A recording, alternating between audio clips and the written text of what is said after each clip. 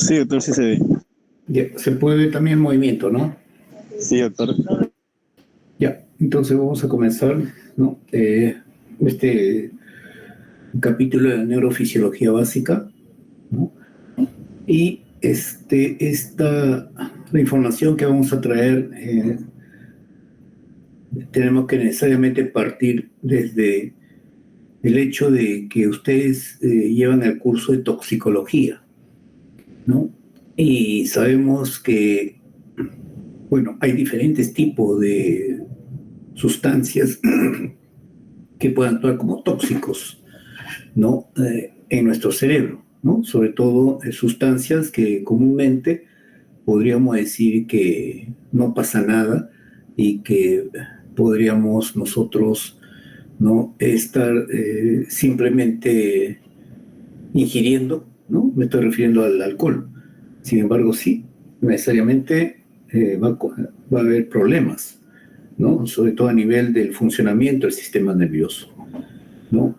Bueno, la cosa es de que en este curso de fisiología, que viene a ser funcionamiento normal, tenemos que hablar sobre cuál es el funcionamiento normal del sistema nervioso, ¿no? Y poco a poco iremos integrando algún tipo de información de lo que podría interesarle a ustedes respecto a las sustancias que pueden dañar el sistema nervioso, ¿no? Pero de otro lado tenemos que hablar que nuestro sistema nervioso funciona en una forma unitaria, es decir, en una forma holística, ¿no?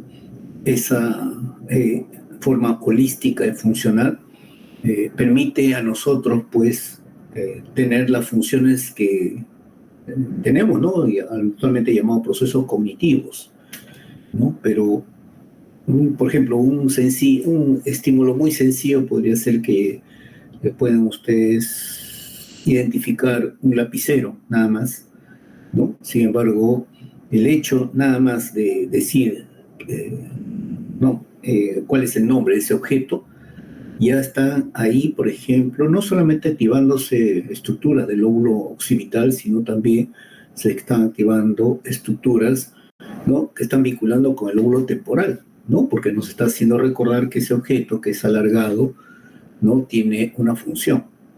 Y no solamente eso, sino que con ese lapicero, ¿qué cosa hacemos? Nosotros escribimos, ¿no? Y escribimos, y cuando lo hacemos, lógicamente, está activándose el lóbulo parietal, ¿no?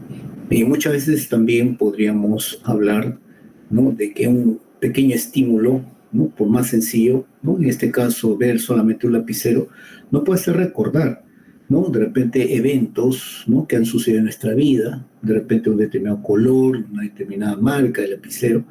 Entonces están activando otras áreas del sistema nervioso. Entonces no es que solamente se active cuando nosotros vemos algo, una zona del cerebro, ¿no? Se activa realmente todo el cerebro, ¿no? Claro, existen técnicas de imágenes en el que si yo tengo un lapicero, mayormente se va a activar la zona del lóbulo occipital, pero no es que exclusivamente se activa esa zona, sino también se está activando otra zona, lógicamente con menor intensidad, pero eso nos está demostrando que el sistema nervioso, ¿no?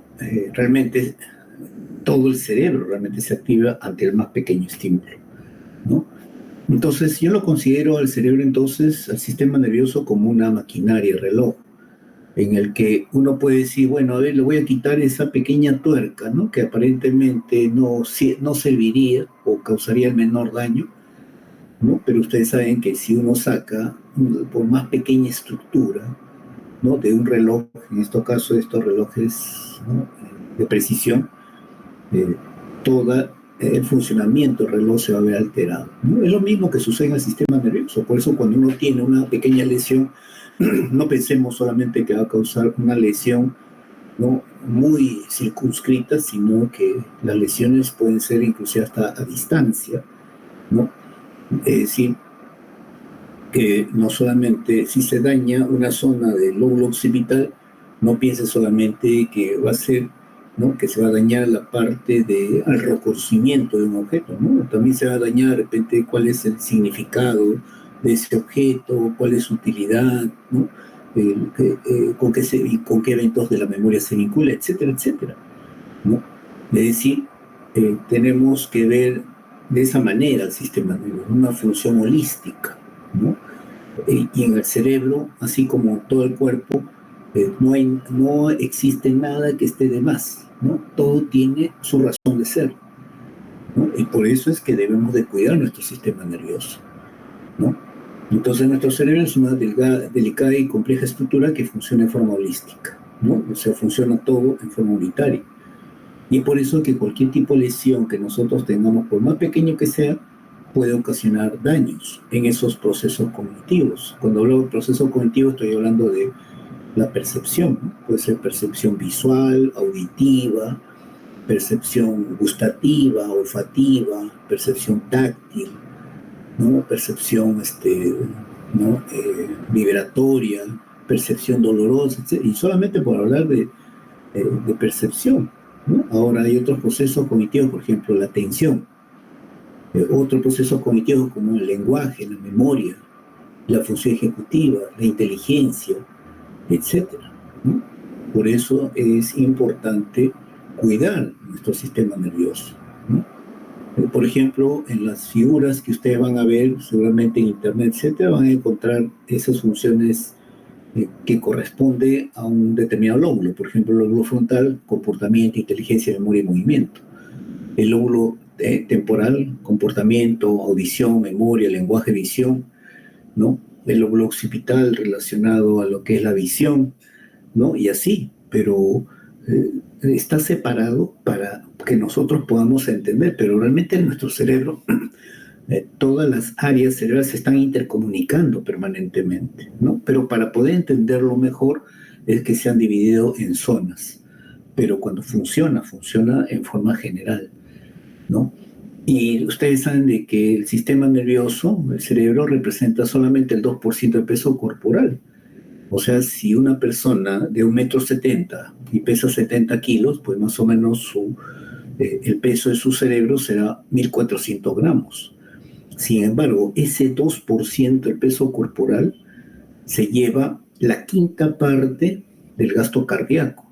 Recordemos, el gasto cardíaco es el volumen de sangre que expulsa el corazón en un minuto. O sea, si es el 20%, estaremos hablando de 200 centímetros cúbicos por minuto que le llega sangre al cerebro. Mire, la quinta parte. Recordemos que hay otros órganos, ¿no? Pulmones, el mismo corazón, riñón, hígado, etcétera. Pero el cerebro se lleva la quinta parte de todo ese gasto cardíaco. Y también de todos la glucosa que forma nuestro cuerpo, producto de nuestros seguimientos, también el cerebro se lleva el 20%, la quinta parte. ¿Eso qué significa? Que es un órgano muy activo. Claro, pues si la 24 horas del día está activo. No, pero cuando yo duermo está inactivada las neuronas, ¿no? Falso. Las neuronas están permanentemente activas las 24 horas del día, ¿no? Entonces, hay que considerar que esa alta actividad va a traer consecuencias, ¿no? Normalmente. Nacemos aproximadamente con 100.000 millones de neuronas, ¿no? Ustedes dirán, pero ¿cómo se ha obtenido ese número? Se ha obtenido, bueno, siempre la ciencia ha tratado no solamente de limitar las observaciones de la naturaleza como también del hombre para poder estudiarlo mejor, sino que también todo lo quiere medir y a través de mediciones que han hecho, ¿no? Han más o menos calculado que aproximadamente nacemos con 100.000 millones de neuronas. Y entre las neuronas se conectan, y se conectan a través de sinapsis. Y las sinapsis son puentes de comunicación. Y más o menos se ha calculado que a lo largo de la vida, ¿no? Establecemos como 100 billones de esas sinapsis. Entonces, estas sinapsis no están vinculados a los genes. La cantidad de neuronas sí, a los genes, pero la sinapsis, ¿no?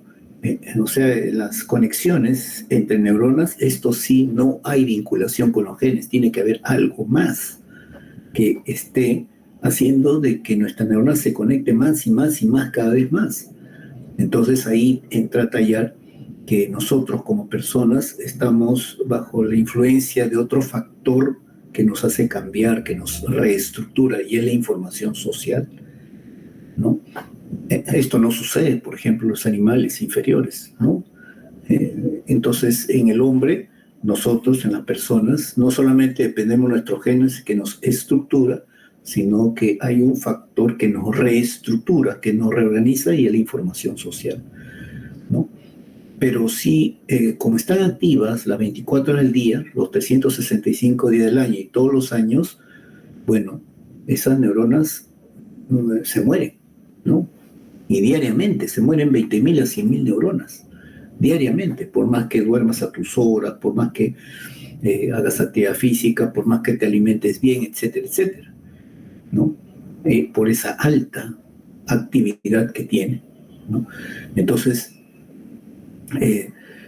si esto es normal, que se mueran esas neuronas por la alta actividad de nuestro sistema nervioso, pero el tema es de como en los últimos tiempos se ha visto que también se puede incrementar esa mortalidad, ¿no? El factor de mortalidad, por ejemplo, sería por 2 si no duermes a tus horas, ¿no? Por decir, si yo, lo normal, uno debe de dormir entre 7 a 8 horas, ¿no? Eso es para el 95% de peruanos encuestados, ¿no? Hay 2.5% que duermen más de 8 horas, hay 2.5% que duermen menos de 7 horas, ¿no? Pero el gran porcentaje duerme entre 7 a 8 horas. El tema es lo siguiente, de que si no duermes a tus horas, por decir, si yo me acuesto a las 10 de la noche, me despierto a 6 de la mañana, o sea, duermo mis 8 horas, yo tengo que respetar ese horario de sueño. Si tú no duermes en ese horario, ¿no? Puedes perder el doble de neuronas si no duermes a tus horas. Y claro, si te da de amanecida, puedes perder más todavía. Aquí solamente estamos diciendo que no duerme a las horas en que debe de dormir. Por decir, si ustedes se van de una fiesta, fin de semana, ¿no? Y regresan al día siguiente a sus hogares, a sus casas, 8 de la mañana, 9 o 10 de la mañana, ¿no? Por más que se acuesten al mediodía, a las 12, y se despierten a las 6 de la tarde, ya perdieron ese doble de neuronas. O sea, podría fácilmente perderse 40.000 a 200.000 neuronas, a pesar que han dormido, pero no en ese horario, ¿no? Ustedes pueden perder. Y eso está comprobado, ¿no? Solamente para mostrarles nada más investigaciones que han hecho. No sé, ¿ven ustedes aquí la investigación? Sí, profesor. Sí, profesor. Ya, aquí está acumulación beta-amiloide, ¿no? El beta-amiloide es una proteína de desecho de las neuronas, ¿no? Producto del trabajo neuronal. Y esto lo han hecho en 25 individuos sanos, ¿no? Pero es digamos, es un punto de inicio de toda una serie de investigaciones. Este beta-amiloide, por ejemplo, lo han estudiado en universitarios. Ustedes saben que en Estados Unidos, si la universidad tiene medicina, tiene un hospital docente. Y ese hospital docente, ¿no? De esa facultad de medicina, de esa universidad, pues tiene tomógrafos, tiene resonadores, etcétera, etcétera. Por eso pueden hacer investigaciones. Entonces han tomado 25 individuos sanos y les durmieron normalmente en el laboratorio, ¿no? Esos 25 personas, y han medido la cantidad de beta-amiloide que se acumula, ¿no? Y la cantidad de beta-amiloide que se acumula es una pequeña cantidad. Y al día siguiente no los hicieron dormir. Y la cantidad de beta-amiloide se incrementó, ¿no? Sobre todo en el lóbulo parietal, parieto occipital, el hipocampo, partes del lóbulo frontal, ¿no?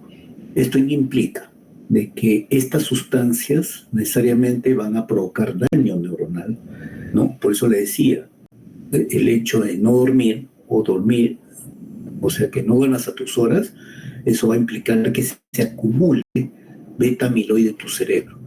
Y sabemos, por ejemplo, que hay enfermedades neurodegenerativas como la enfermedad de Alzheimer, que es pérdida de la memoria, como también una serie de pérdidas de procesos cognitivos, ¿no? Tipo afasias, tipo agnosias, etcétera, que en ellos sí tienen cualquier cantidad de beta amiloide en su cerebro.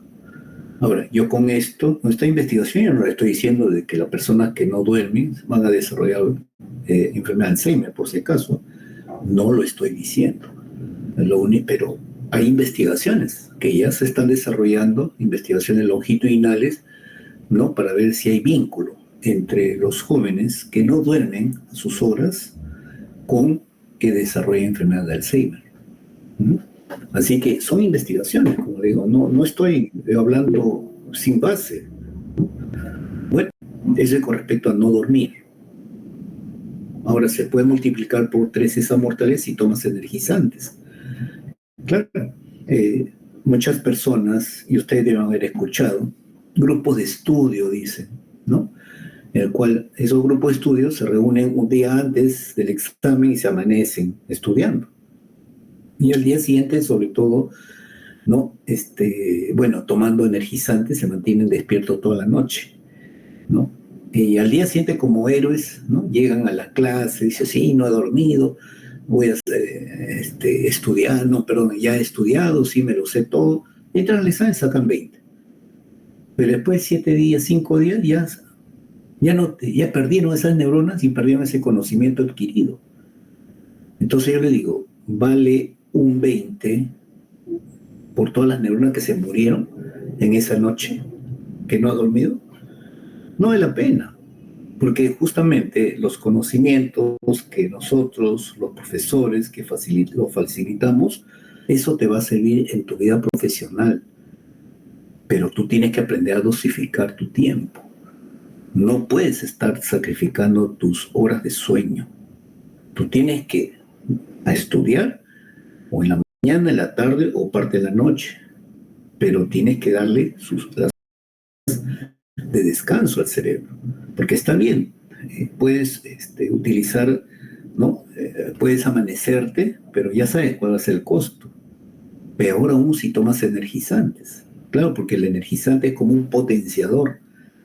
Pero ¿qué sucede, por ejemplo? Si yo tengo un auto que funciona con una gasolina de 90 octanos, pero como yo quiero que el auto ruja, que el auto rápidamente me funcione en primera, etcétera, y le pongo una gasolina de 100 octanos, lo que voy a conseguir es quemar el motor, porque ese motor no estaba diseñado para ese tipo de gasolina, ¿no? Ahora, pero ustedes dirán, pero yo quiero tener mayor capacidad cerebral para estudiar. Está bien, pero tienes que hacerlo en forma progresiva. Nuestras neuronas son muy plásticas. Por lo tanto, si tú de menos a más quieres que tenga mayor capacidad, lo vas a lograr, pero de menos a más, no de pronto. Porque si tú quieres hacerlo de pronto, tomando energizantes, y ojo, algunos grupos de estudio también se fuman su marihuana o fuman clorhidrato de cocaína, ¿no? ¿Por qué? Porque en ese momento hiperactivan al sistema nervioso. Entonces, si están leyendo, se va agravando rápidamente, pero las consecuencias son fatales. Se sacarán 20, pero después 5 días, 7 días van a perder esa información y sobre todo que van a perder las neuronas que lo han codificado. Ese va a ser el problema. Y al final ese conocimiento se va a perder. No vale la pena, chicos, ¿no? Por eso es que hay que organizar su tiempo. Por 4, si tomas licor, ¿no? Claro, porque ustedes saben, y ustedes deben haber escuchado, cuando alguien toma licor, al día siguiente despierta con la resaca. La resaca es dolor de cabeza, náuseas, vómitos quizás, pero ese dolor de cabeza es por edema cerebral. O sea, tu cerebro se hincha, ¿no? Entonces, eso no te lo van a decir, pues. Las empresas que venden su licor, su veneno, no te lo van a decir. Que la resaca es el edema cerebral, la hinchazón que tiene el cerebro. ¿Y por qué? Porque las neuronas se hinchan, ¿no? Se hinchan porque ingresa demasiado líquido debido justamente al etanol que contiene, ¿no? Por 5, hay una moda de hace muchos años que creo yo que es para alcanzar rápidamente los efectos del licor. Cuando toman licor más energizantes, ¿no? Todo eso son sustancias que van a dañar tu cerebro, ¿no? Entonces ya con estos datos ustedes pueden sacar su cuenta con cuántas neuronas se van a quedar cuando tengan 30 años. ¿No? Les estoy diciendo con toda sinceridad, chicos, cuiden su cerebro, cuiden, el cerebro no se va a recuperar, ¿no? Y después no se quejen cuando llegado a los 30 años ya no tienen capacidad intelectual, ¿no? Por 6 si toman licor más drogas, ¿no? Que también es otra costumbre, ¿no? Porque recuerden que el licor, en especial me refiero a la cerveza, por ejemplo, ¿no? Cuando tú comienzas a tomar licor, lo que hace es te desinhibe, ¿no? Y justo cuando estás desinhibido, o sea, no hay control de tu comportamiento, es ahí donde hay gente que te ve, ya está picado, te ofrecen drogas o te regalan al inicio, ¿no? Prueba esto, pastillas, ¿no? Éxtasis, o fúmate este porro, ¿no? Con marihuana, o fúmate este cigarro que está con clorhidrato de cocaína. Y, y si tú accedes, porque ni por curiosidad hagan esto, pero si tú accedes, ya inmediatamente te puede gustar, ¿no? Vivir ese estado, sobre todo si hay música, hay licor, hay drogas, y te enganchas, ¿no? No, pero yo fumo, pero yo sé cuándo me salgo. Eso dicen todos. Y al final se enganchan, porque tanto la cerveza es un puente para el uso de otras drogas ilegales, como la marihuana, la cocaína, las anfetaminas, tipo éxtasis, como también la marihuana es el puente para drogas mucho más terribles, del cual no vas a salir nunca en tu vida, por más que digas, no, yo puedo controlarlo. Falso. La droga te controla a ti.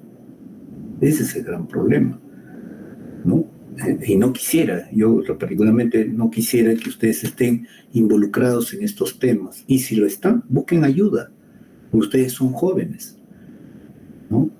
Porque ahí estarían a tiempo para poder recuperarse. Porque las drogas, mientras más joven tú lo consumas, es mucho peor, porque se van estructurando, ¿no? En forma inapropiada redes neurales en el lóbulo frontal. Yo he visto varios chicos, ¿no? Que se han drogado a los 12, 13 años o han estado tomando licor en los colegios. Estos chicos, cuando llegan a la edad de 16, 18, 20 años, incluso ellos no terminan la secundaria, o si están en la universidad, pasan así por así los cursos, pero no llegan más allá, no avanzan, no tienen, no son constantes en sus objetivos, ¿no? Se entusiasman mucho, pero después en el camino desisten. Y eso es porque no han estructurado bien el lóbulo frontal debido al uso de el licor, ¿no? O las drogas, ¿no? Entonces, para estudiar el sistema nervioso, tenemos que estudiar desde sus unidades estructurales que viene a ser la neurona. Y como ustedes ven aquí, en la neurona, aquí vemos el árbol dendrítico, ¿no? Que parecen ramas, ¿no? Pero son las dendritas. Luego tenemos el soma, luego tenemos el axón, ¿no? ¿No? Y el axón, ven ustedes acá como si fuese un hot dog, ¿no? Pero realmente son la vaina de mielina. La vaina de mielina, ¿para qué sirve? Para que adquiera mayor velocidad del impulso nervioso. El impulso nervioso es esta luz que ustedes están viendo acá, que se transmite, ¿no? Por todo el axón, ¿no? Y aquí tenemos las ramificaciones axonales, ¿no? Y los terminales, botones preterminales, también le llaman botones terminales o terminales axónicos. Es aquí donde se va a liberar el neurotransmisor. Y este neurotransmisor liberado, ¿no? En estos terminales hacen de que se exciten o se formen nuevamente el impulso nervioso en la siguiente neurona, ¿no? Entonces, es muy importante, ¿no? Que ustedes adquieren este conocimiento, ¿no? Para que vean, ¿no? Por ejemplo, que el lenguaje que emplean las neuronas para comunicarse entre neuronas, el lenguaje son a través de impulsos nerviosos y neurotransmisores. Ya, eso es muy importante. Para mí, fijen ese concepto, ¿no? ¿Y por qué? Porque de esa manera, como nuestra neurona se comunica a través de impulsos nerviosos y neurotransmisores, ya ustedes van a desechar ese mito o ese tipo de creencia que cuando hay calor, por ejemplo, hay frío, el calor me llegó al cerebro o el frío me llegó al cerebro. Eso es falso. ¿Por qué? Porque el calor nunca llega al cerebro. Lo que llega son impulsos nerviosos. Pero ¿quién transforma ese tipo de energía, esos estímulos, ¿no? Que están codificando calor, o sea, esa alta temperatura? ¿Quién lo transforma en impulsos nerviosos? Son los receptores, ¿no? Y tenemos receptores a nivel sensorial, la visión, el olfato, el gusto, el equilibrio, la audición, ¿no? Ahí están los receptores, ¿no? Esos receptores son los que van a transformar, ¿no? El estímulo, que viene siendo un tipo de energía, en impulsos nerviosos. Y esos impulsos nerviosos viajan a través, pues, de una serie de nervios aferentes, ¿no? Y en la parte táctil, perdón, la parte de la piel, que son órganos sensoriales también, órganos sensitivos, está pues receptores que codifican el tacto, la presión, la temperatura, el dolor, la vibración, la propiocepción, ¿no? Y ahí se transforma en impulso nervioso y de ahí viaja por todo el cuerpo, ¿no? Asciende por la médula, va al tronco, se interconecta o se integra en el tálamo, de ahí se proyecta a las áreas, ¿no? De Broca, ¿no? ¿Por qué? Porque el cerebro es el que codifica todo eso, ¿no? Entonces el cerebro se alimenta de la información, ¿no? Que te da tus órganos sensoriales y tus órganos sensitivos, ¿no? Se alimenta de esa información, ¿no? Muy importante. Y de acuerdo a esa información sensorial, sensitiva, uno puede ejercer, ¿no? Un efecto motor, ¿no? Y así como en todos los órganos que ustedes han visto en los capítulos anteriores, todos los órganos del sistema están formados por células. Y esas células que tienen la misma función, la misma característica, forman tejidos. Y a su vez esos tejidos con una misma función forman órganos y sistemas, ¿no? Entonces vamos a hablar sobre la célula, ¿no? Que viene a ser la neurona. Aquí viene una neurona que se caracteriza por tener un núcleo grande, prominente, y también un nucleolo, ¿no? Muy evidente. Pero esa neurona, por este es un corte tejido del sistema nervioso, ¿no? Aquí también tenemos una neurona, ¿no? Pero hay otras células que la acompañan a la neurona, que vienen a ser las células de la glía. Ya posteriormente vamos a hablar de las células de la glía, porque son células que van a proteger a la neurona. Por ejemplo, la microglía son las que van a formar la vaina mielina en los axones de la neurona, el oligodendrocito, o células que van a nutrir a la neurona, que son los astrocitos, ¿no? Ya hablaremos oportunamente, ¿no? Entonces, cuando nosotros vemos a esta célula, ¿no? La neurona, ¿no? Recordemos que es de todo el sistema nervioso, ¿no? O sea, mejor dicho, si nosotros hablamos del punto de vista evolutivo, ¿no? Recuerden ustedes que donde nació los sistemas vivos, ¿no? Todos los sistemas vivos, desde una célula, nacieron en los mares primitivos, ¿no? Y bajo ciertas condiciones, ¿no? Y luego se volvieron estructuras multicelulares, ¿no? Con el paso de millones de años. Y esas estructuras que conformaban muchas células, ¿no? Necesitaban, pues, formarse sistemas, ¿no? Para que lleguen los nutrientes al centro de ese grupo de las células, ¿no? Y por eso aparecieron los sistemas vasculares. Luego, estas estructuras multicelulares, ¿no? Comenzaron a integrarse más y más células, entonces requería de algo, o sea, una bomba. ¿Para qué? Para que los nutrientes lleguen a todos los confines donde había esas células, ¿no? Ya estamos hablando de sistemas multicelulares. Entonces, ahí ya se formó el corazón, ¿no? Y con los vasos sanguíneos formó el aparato cardiovascular, ¿no? Pero también como esos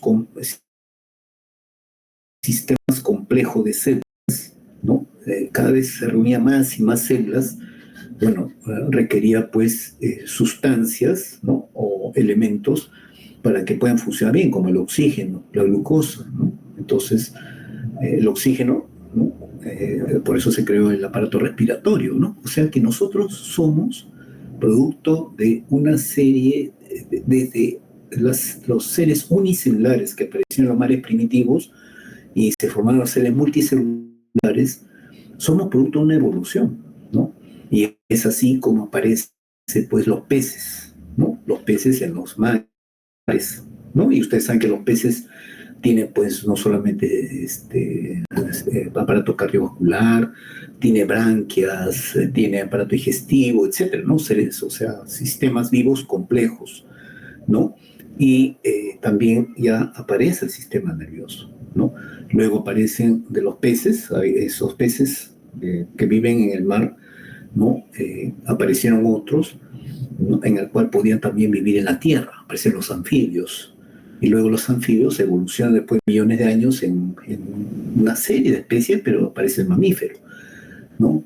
¿No? Y después los mamíferos aparecen, pues, ¿no? Haciendo un gran salto evolutivo ya los primates.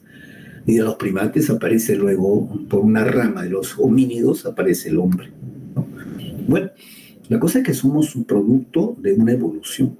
Y dentro de toda esa evolución, la última célula que evoluciona es la neurona, ¿no? Y es por eso que es una célula altamente especializada, ¿no? Como también es muy sensible, ¿no? ¿Por qué? Porque la neurona muere si le falta oxígeno o glucosa por 4 minutos, ¿no? Y es por eso que le acompañan una serie de células, que son las células de la glía. Por ejemplo, aquí ven ustedes un vaso sanguíneo, ¿no?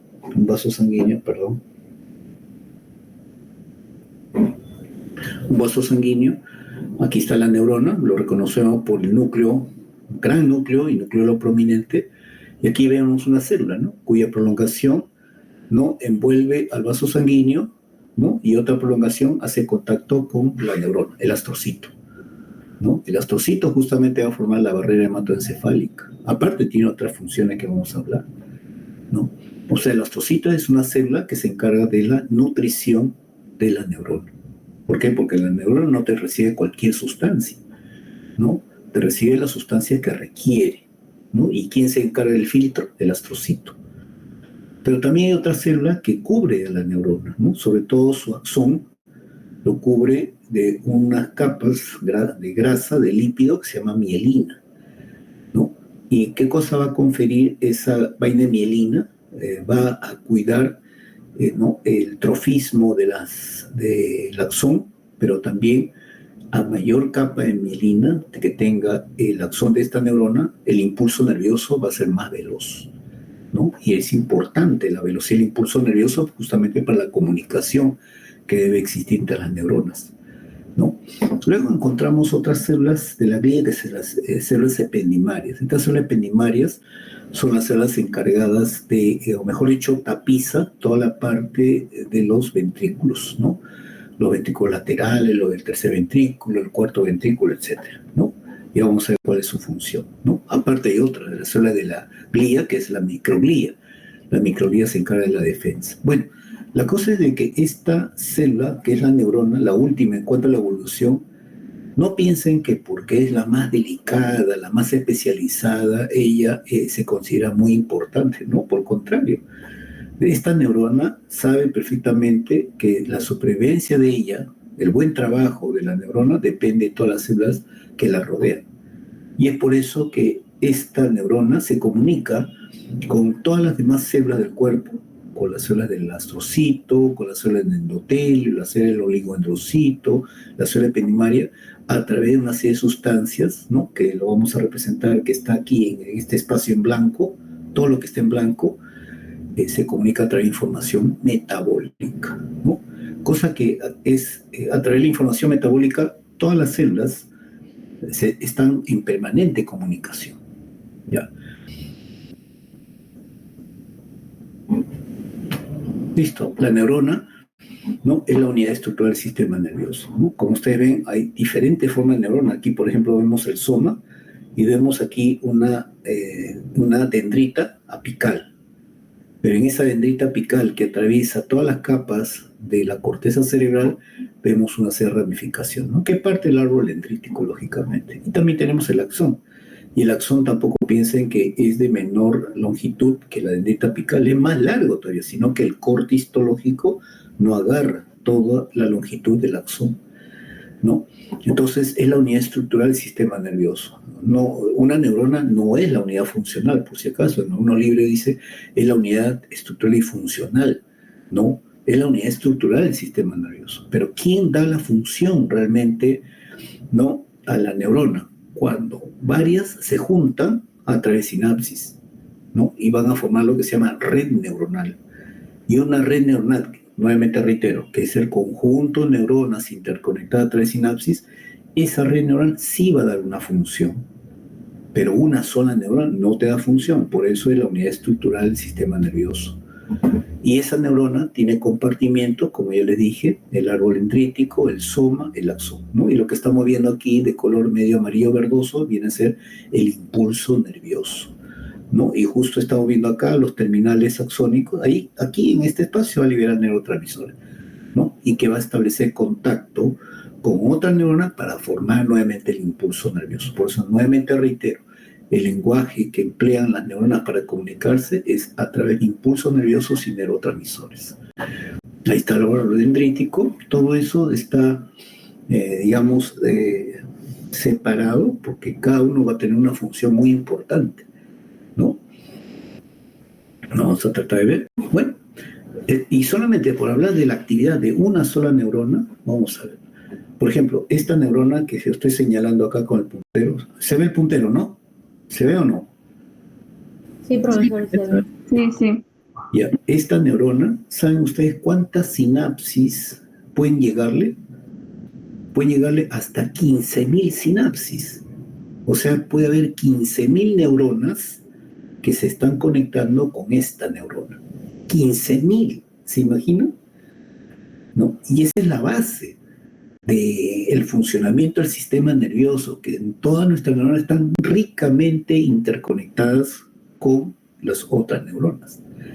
Aquí vemos, por ejemplo, una, dos sinapsis, 3, 4, 5, 6, 7, 8, 9, 10, 11, 12, 13, 14, 15. Supongamos que hay 20 sinapsis. 20, ¿eh?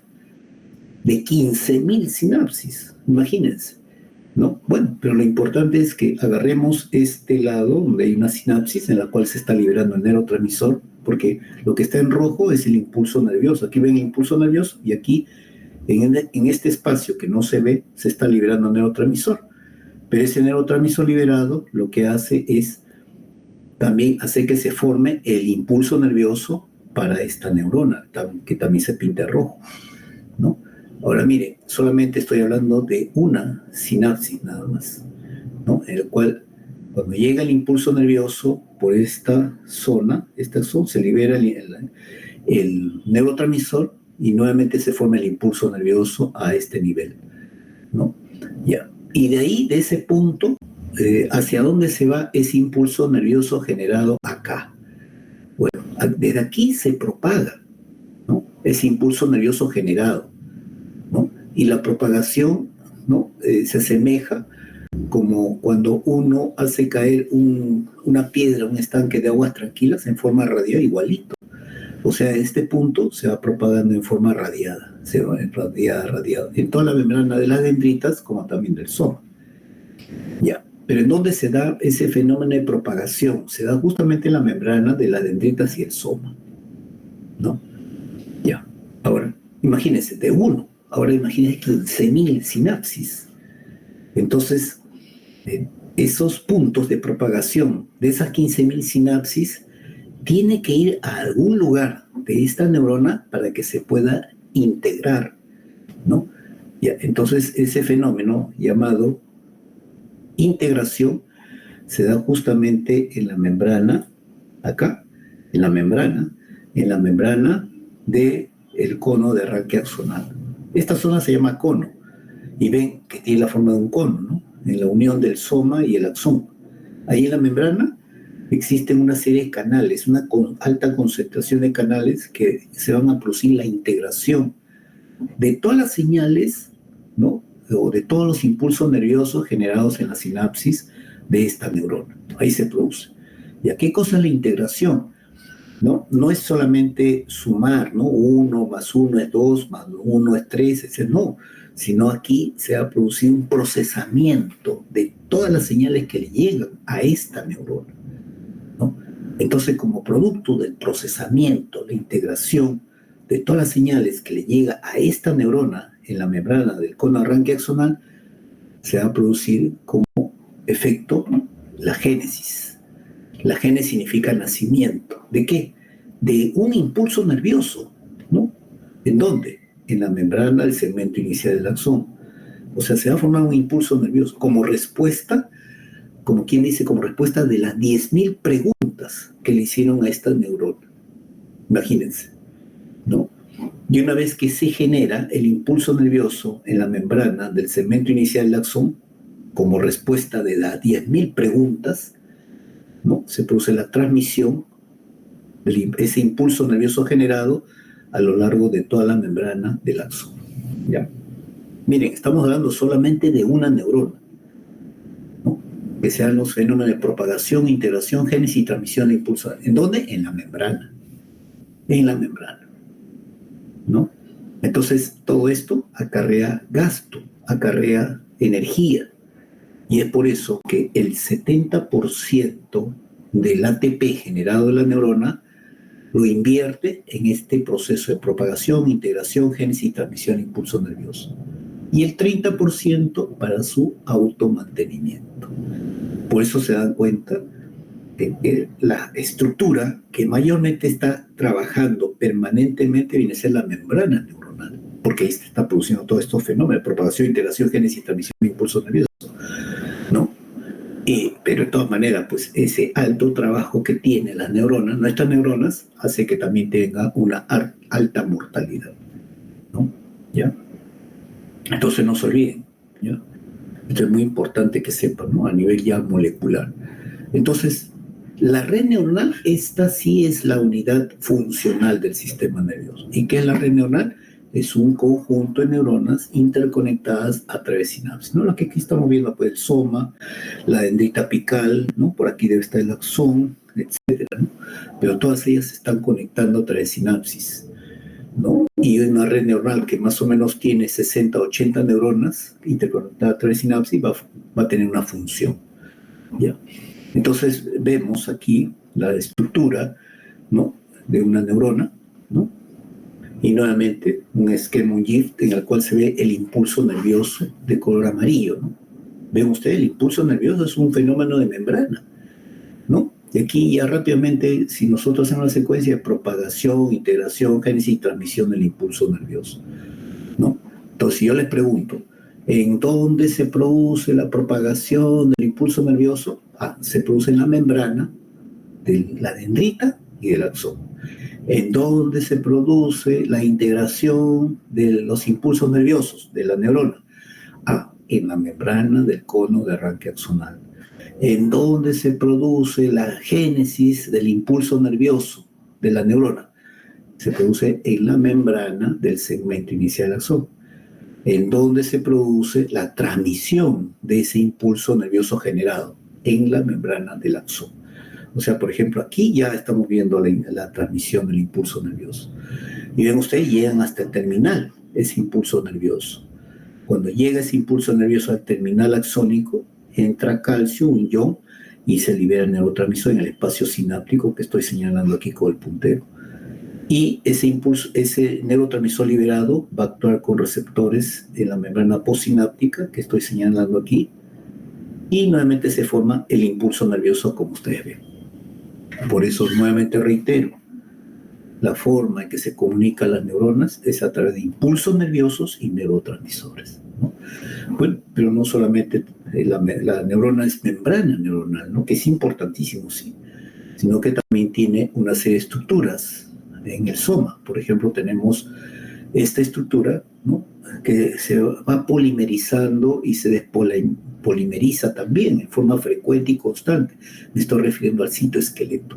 Este citoesqueleto, que son filamentos proteicos que se están polimerizando y despolimerizando permanentemente, tiene dos funciones: dar forma a la célula que lo contiene y también permite que las organelas puedan trasladarse de un lugar a otro de la célula.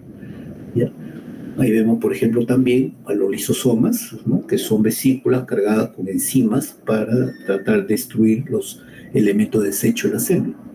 Como también tenemos retículo endoplásmico rugoso, ¿no? Que es retículo endoplásmico con ribosoma, que ya sabemos que se sintetizan proteínas, y esas proteínas van a la parte Golgi. La parte Golgi, esa proteína se une a un glúcido formando glucoproteínas, o se forma, o mejor dicho, se une a un lípido formando lipoproteínas, que son ya proteínas altamente complejas.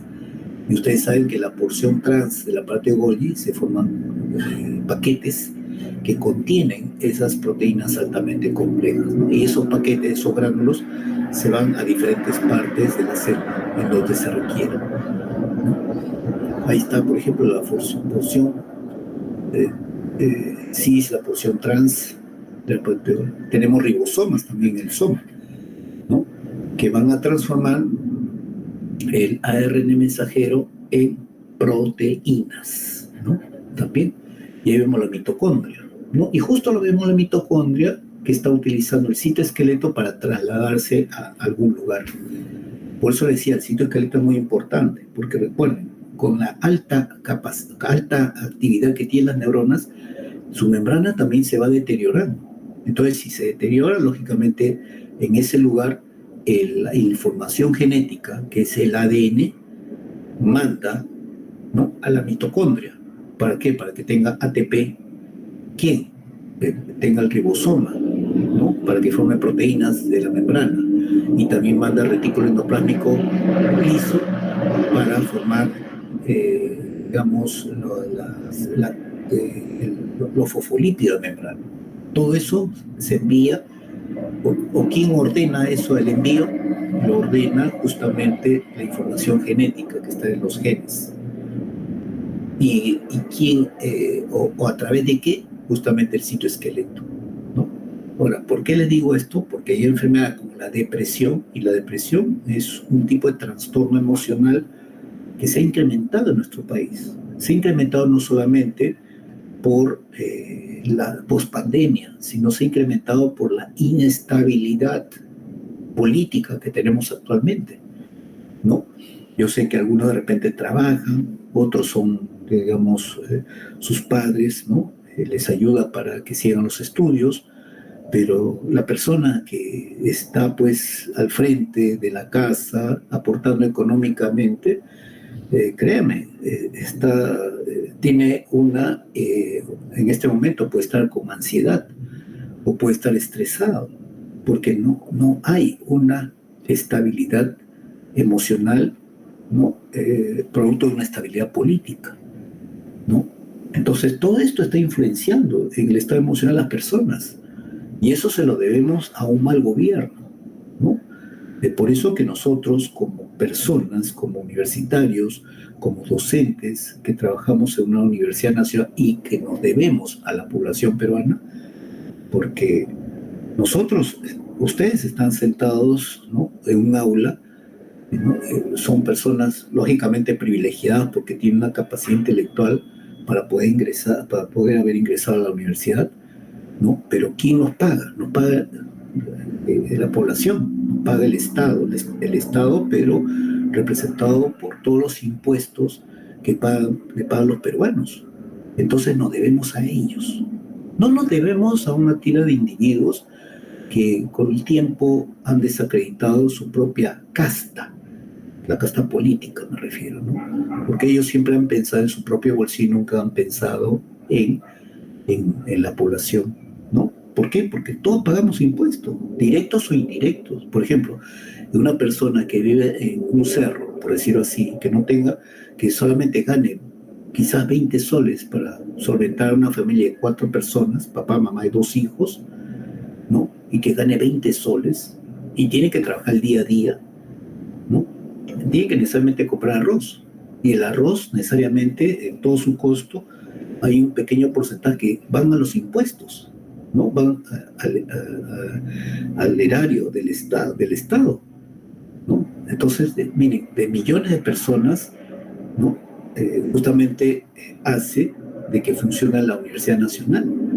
Y por eso que nosotros no podemos quedarnos ajenos a las cosas que están pasando desde el punto de vista político, porque es esa gente, sea pobre o pudiente, está solventando nuestros estudios. Claro, nosotros contribuimos con nuestra actividad intelectual, ¿no? Como también nuestra motivación, nuestro interés de seguir una carrera, pero nos debemos a ellos, ¿no? Pero el tema es que con esta inestabilidad política y que ha dado como consecuencia toda esta ola de protestas, lo que hace es malograr el estado de ánimo de las personas. Entonces, ¿qué trae como consecuencia, no? Por ejemplo, yo les digo, ¿no? Personalmente, yo trabajo toda mi vida desde que murió mi papá. A los 7 años yo perdí a mi papá, ¿no? Comencé a trabajar 8 o 9 años en una imprenta, ¿no? Bueno, la cosa es que siempre he ahorrado. Y en previsión del ahorro, desde pequeño, ya cuando tenía 12, 13 años, comencé a ahorrar en dólares, poco a poco. Y lo deposité en un banco, ¿no? ¿Y qué sucedió? Que vino este nefasto gobierno, el primer gobierno de Alan García, y lo primero que hizo fue confiscar todos los ahorros en dólares de los bancos. Entonces, cuando yo tuve una necesidad de querer retirar ese dinero, porque tenía que cumplir algo de mi casa, total me lo dieron totalmente devaluado. ¿Eso qué te enseña? Que no puedes confiar en un gobierno, pues.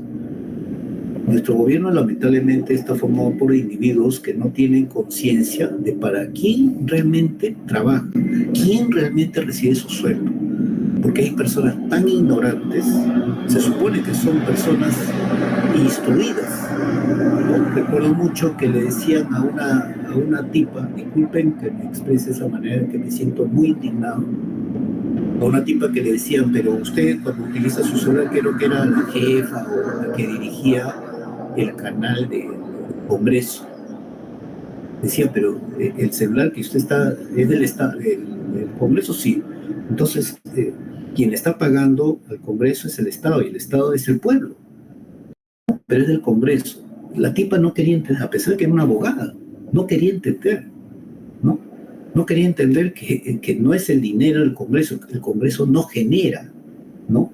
No genera dinero, no genera, digamos, bueno, como le digo, dinero, sino que es el Congreso quien pide dinero al Estado. Y claro, el Estado le da, o sea, para el Ministerio de Economía. Pero por mangas o por mangas es dinero de nosotros. Entonces ellos son nuestros empleados, ¿no? Pero eso no quieren entenderlo, pues los políticos. Piensan de que se lo merecen.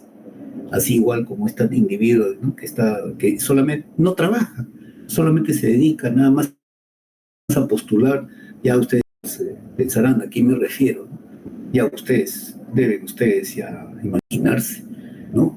Pero sin embargo manda realmente, actualmente está mandando tanto al Poder Ejecutivo y Legislativo, pero ella podrá ser loca, pero peor son las personas que siguen a esa loca, ¿no? Me siento totalmente indignado, sobre todo por las últimas cifras de pobreza en nuestro país, 40% de pobreza, ¿no? Y a ver, ustedes supongo que deben tener conocimiento, ¿no? ¿Cuál es el país que tiene mayor porcentaje de anemia en niñas menores de 4 años? A ver, chicos, contesten. No es grato decirlo, pero Perú. Dime. No es grato decirlo, pero Perú. Es Puno. 70.9% de anemia de sus niños menores de 4 años, ¿no? Le sigue después Ucayali con 65%, me parece. Y ustedes saben de que el índice, o mejor dicho,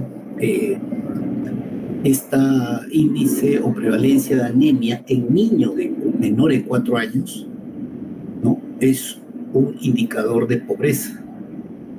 Es un indicador de pobreza, indicador de subdesarrollo. Por ejemplo, cuando quisieron demostrar los indicadores de pobreza en este año, justamente sucedió hace 2 o 3 meses, ¿quién se opuso a que no se divulgara? El gobierno. efectivamente, pues, ¿no? Un ratito, chico, me espera un ratito, por favor. ¿Me escucha? Sí, doctor. Sí, Sí, un profesor. ratito. Disculpe un ratito, un minuto. Proteínas de alta calidad, ¿no? ¿Para qué? Para que se pueda liberar neurotransmisor, ¿no? Entonces yo les mencioné, nuestras neuronas se interconectan a través de impulsos nerviosos y neurotransmisores, ¿no es cierto? Ya. Pero ¿qué pasa si ese niño, desde el vientre materno, ¿no? Está malnutrido? Porque está dentro del vientre de una mamá malnutrida, ¿no? Entonces esa malnutrición va a hacer de que esas neuronas, uno, no se interconecte bien, dos, no se comunican adecuadamente porque no van a tener proteínas para liberarse lo más rápido posible de esta sinapsis, de estas membranas presinápticas. ¿Eso qué va a significar? Así se lo digo crudamente, chicos, que el 70% de esos chicos no van a tener capacidad intelectual. Entonces, ¿en qué van a trabajar? Mando medio para abajo. O sea, vamos a tener mayor cantidad de personas que solamente van a vender su esfuerzo físico, ¿no? Solamente eso. Y ustedes imagínense qué cosas les estoy diciendo cuando solamente van a vender su esfuerzo físico. ¿Eso queremos? ¿Eso queremos? Ese es el futuro de nuestro país. ¿Y a quién se lo debemos? Una tira disculpen la expresión, porque esto no creo, es una tira de zánganos y es indignante, porque ha condenado al 70% de esa población de Puno a que tengan jóvenes que no tengan opciones desde el punto de vista intelectual, a que tengan pues una profesión, ¿no? Estudien así como nosotros, la universidad, a que existan investigaciones, a que ayuden al país. Da pena realmente, pero a mí totalmente me indigna. Es indignante, ¿no? Y se supone, son personas que han pasado por la universidad, pues Dina Boluarte, ¿no? Ha pasado por la universidad, ¿no? Él debe tener al menos un poquito de cabeza y cerebro para pensar el grave daño que hace con su toma de decisiones, ¿no? Por eso les digo, yo, o sea, como le digo, yo conozco la parte neurocientífica, ¿no? Y como le digo, es indignante que esté condenándose al 70% de la población de Puno. En Lima será pues un 40%, ¿no? Se está condenando. Estamos hablando de niños, de menores de 4 años, ¿no? Por eso un buen gobierno, yo pienso que será cuando los hijos de esos políticos, de grandes políticos,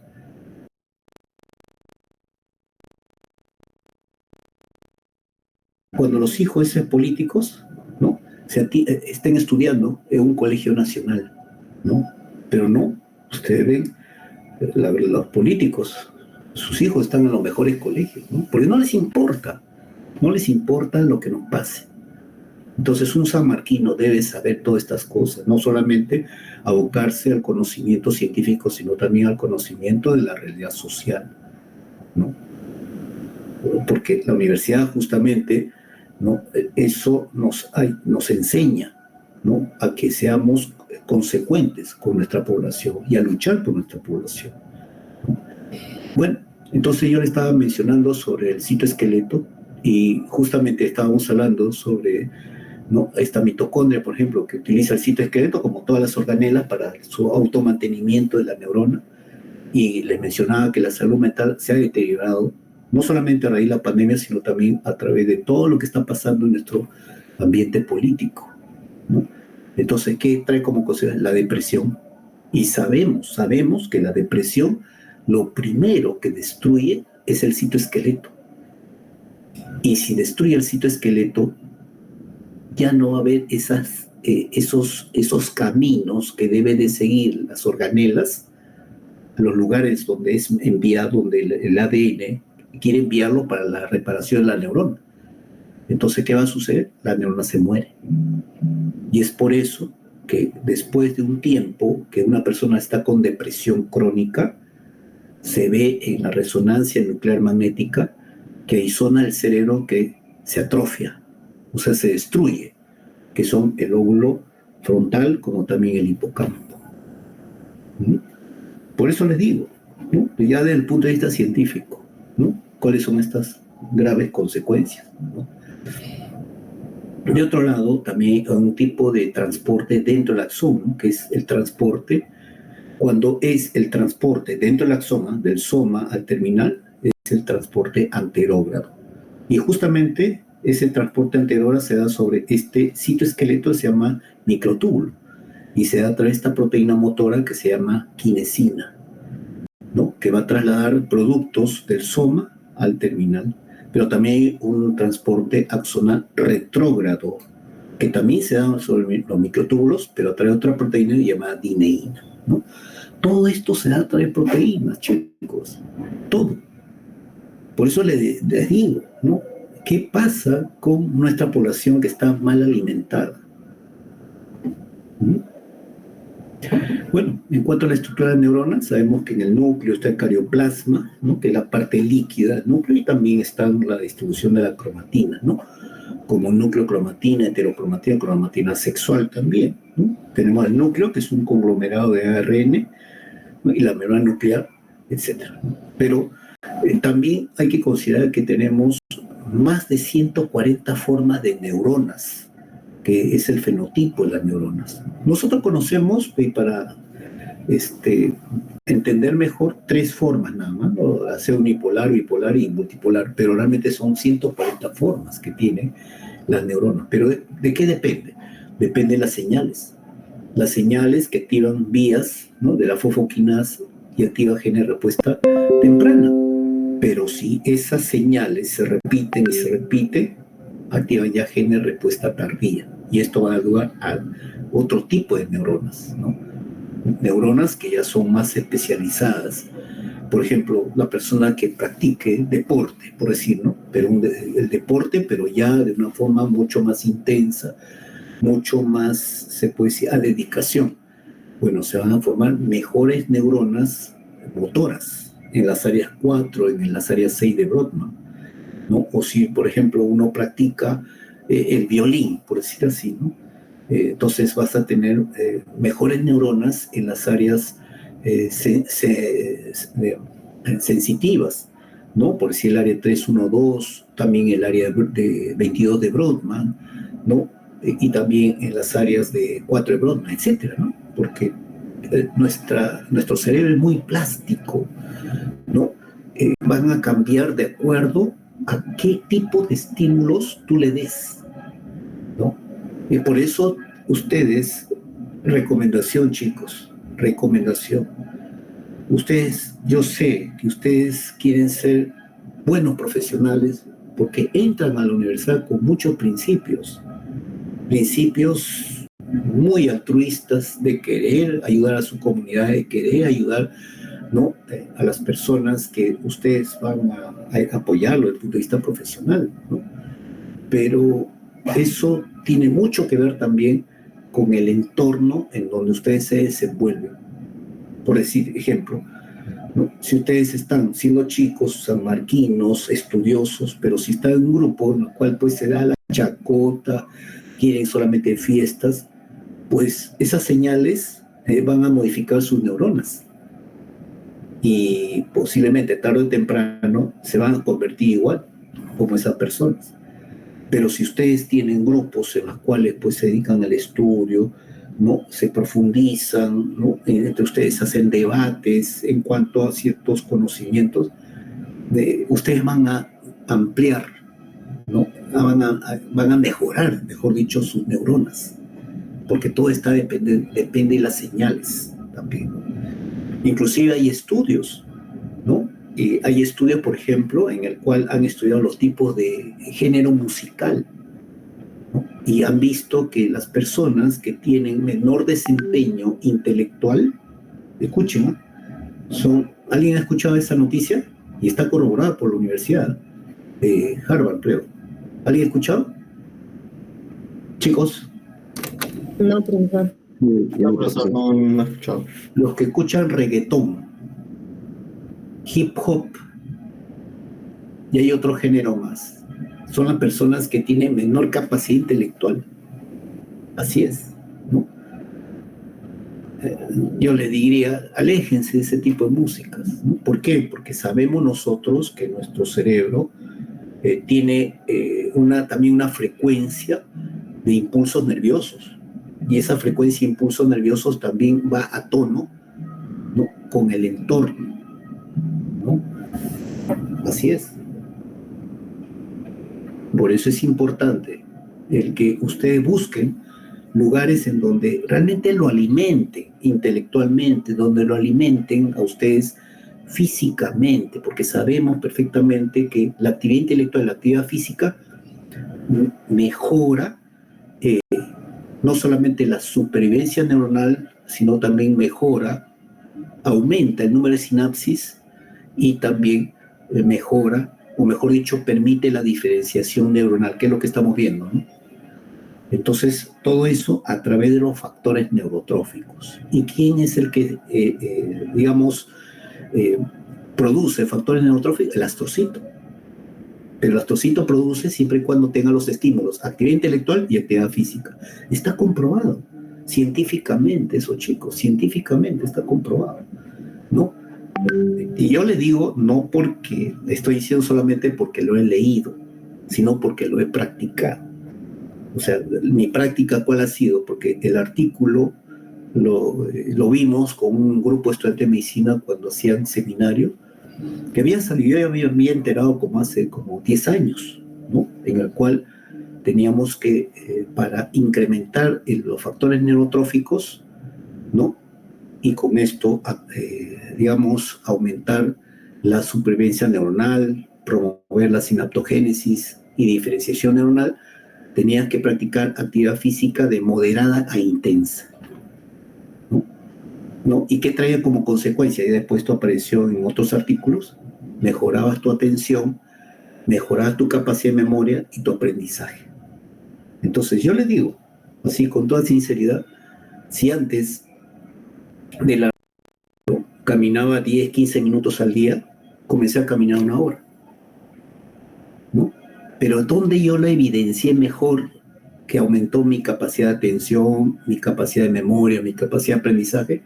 Justo los días domingo, que es el día que yo tengo un poco más de tiempo de practicar básquet.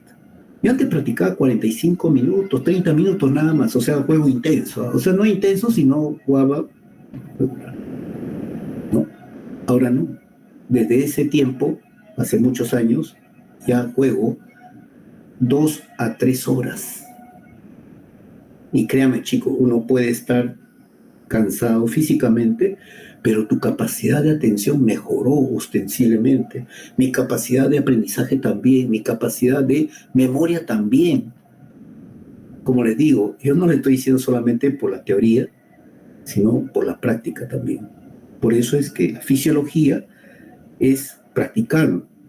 Y si lo pueden hacer, háganlo, para que ustedes mismos comprueben todos estos beneficios que tiene la, eh, la fisiología, todos estos estudios. Háganlo, chicos. Van a ver, van a notar la diferencia. Otro aspecto importante, por ejemplo, es en el desarrollo del sistema nervioso, sobre todo en la rata. Se ha estudiado que en el cerebro posterior, que está formado por, ¿no?, lo llamado el romboencéfalo, tiene 8 segmentos, ¿no? Y los científicos han estudiado en el cerebro de la rata embrionaria de que existen diferentes genes que se activan para diferentes segmentos del romboencéfalo. Entonces, lo que yo me di cuenta es que los genes, para el desarrollo del sistema nervioso en general, pueden activarse solamente segundos, y después de ahí ya no, minutos, horas, días, o toda la vida. Entonces yo dije, ¿no? ¿Qué sucederá entonces en aquellas madres gestantes que les dan medicamentos? ¿No? No se sabe todavía, pero ahora le voy a contar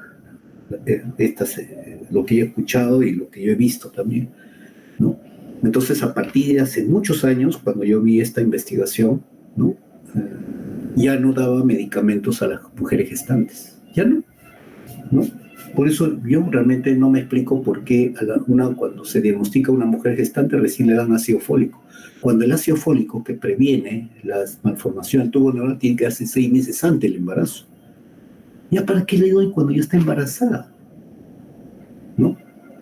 Ahora, si quiero darle ácido fólico a una mujer embarazada, bueno, hay alimentos que tienen ácido fólico, hay alimentos naturales, ¿no?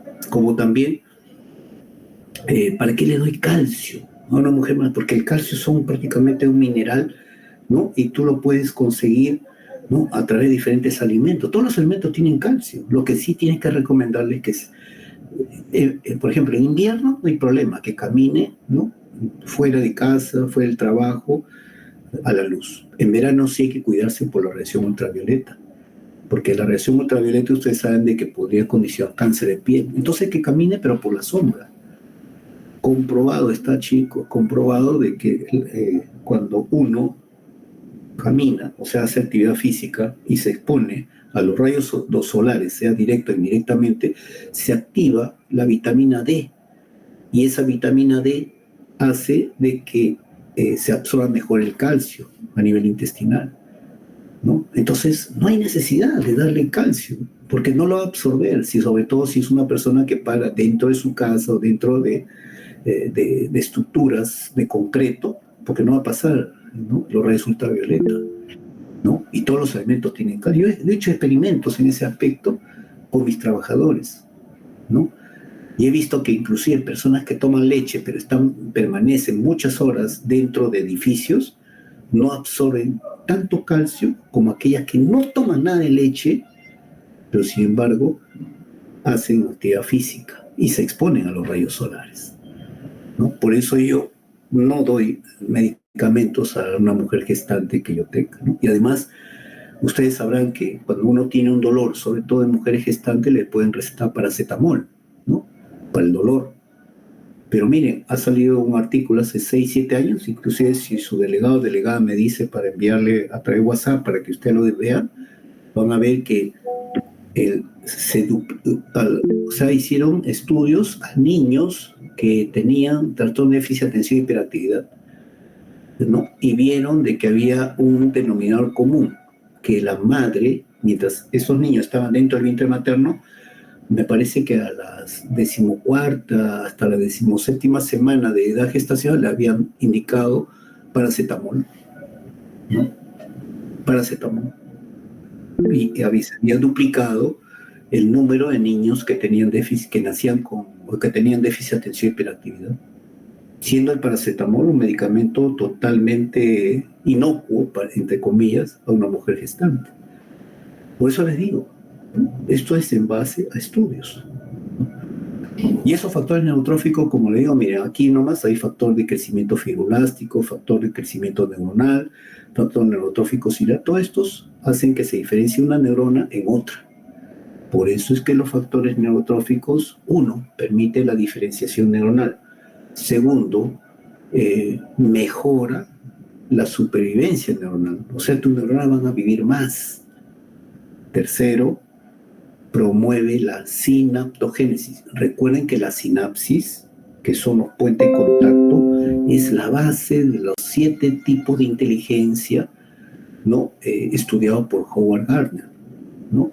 O sea, la inteligencia no es solamente lógico-matemático, como siempre nos han dicho hace muchas décadas, y que se mide por el coeficiente intelectual. Ustedes me dirán, ¿acaso un jugador, por ejemplo, los jugadores de fútbol, no tienen inteligencia? Sí, es una inteligencia corporal sinestésica, ¿no? Profesor, Dime, sí, dime. quisiera pedirle, por favor, que del artículo que estaba hablando primero, Sí. había un artículo que nos había proyectado, si nos lo podría pasar, y también No hay nos problema. habló sobre el género de música. También Claro, si sí, nos podría pasar, por sí. favor. Claro, me lo pones en el WhatsApp, ¿no? Sí, doctor, yo se lo pongo en la pasada, disculpe que le interrumpa, pero yo soy Esos delegado, artículos, yo se lo pido por favor por WhatsApp, por favor, para yo que se lo enviar. puedan acompañar, por favor. Sí, Gracias. sí, no hay problema, no se preocupe, ¿no? Ya, entonces, por ejemplo, un deportista, ¿no? De élite tiene inteligencia corporal sinestésica, ¿no? Por ejemplo, un músico tiene inteligencia musical, ¿no? Una persona que habla también tiene inteligencia lingüística, ¿no? Habla bien, lógicamente. O personas que tienen, que se relacionan muy fácilmente con otra, inteligencia interpersonal. O personas que tienen inteligencia para sí misma, para cuidarse a sí misma, entienden, comprenden y lo aplican en su propio cuerpo. Inteligencia interpersonal, ¿no? Hay 7 tipos de inteligencia. Inteligencia ecológica. Todo eso depende de la sinapsis. Entonces, es interesante, ¿no? Ustedes dirán, pero entonces yo cómo promuevo que tenga mayor cantidad de sinapsis, por lo tanto, promuevo cualquiera de esas inteligencias. Haz actividad física y actividad intelectual. Eso es lo que les diría. Y van a ver, en la actividad física, como les digo, lo pueden ver. Eso yo lo he visto, como les digo, ¿no? Entonces, la estructura de neurona, ¿no? El citoplasma, ya sabemos que es una parte líquida, pero tiene una serie de organelas, ya lo hemos revisado. El citoesqueleto, que no deja de ser muy interesante. Hay una serie de sustrato, oligoelementos, y el citoesqueleto, hay varios tipos de citoesqueleto, pero el más estudiados son los microtúbulos, ¿no? Que son neurotúbulos. Ahí ven, por ejemplo, en esta lámina el citoesqueleto, ¿no? Que son proteínas filamentosas que están en constante movimiento, ¿no? Aquí hay proceso de polimerización y despolimerización. Y es justamente aquí estamos viendo a una mitocondria que está adherida al citoesqueleto, ¿no? ¿Para qué? Para que la mitocondria pueda trasladarse al lugar donde lo está enviando la información genética. Y así sucede con todas las organelas. Y ahí están los microtúbulos. Por ejemplo, solamente por hablar del axón, hay microtúbulos, neurofilamentos, microfilamentos. El más estudiado han sido los microtúbulos, ¿no? Y esos microtúbulos son la base de lo que se llama el transporte, ¿no? Axonal, ¿no? Que vamos a ver acá, ¿no? Por ejemplo, recuerden, y por favor no se vayan ustedes a olvidar que el impulso nervioso se da a nivel de membrana. Y otra cosa es el flujo axonal o transporte axonal que se da dentro del axón, ¿no? Ahí vemos el transporte axonal que se da por dentro.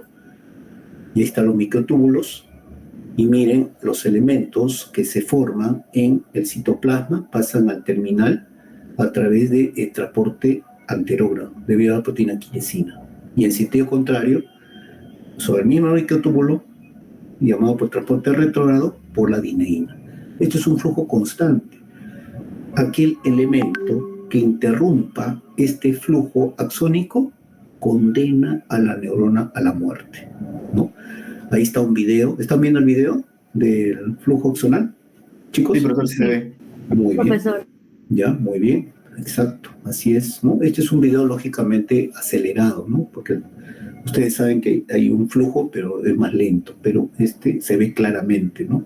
Que en nuestros axones hay transporte anterógrado y retrógrado, ¿no?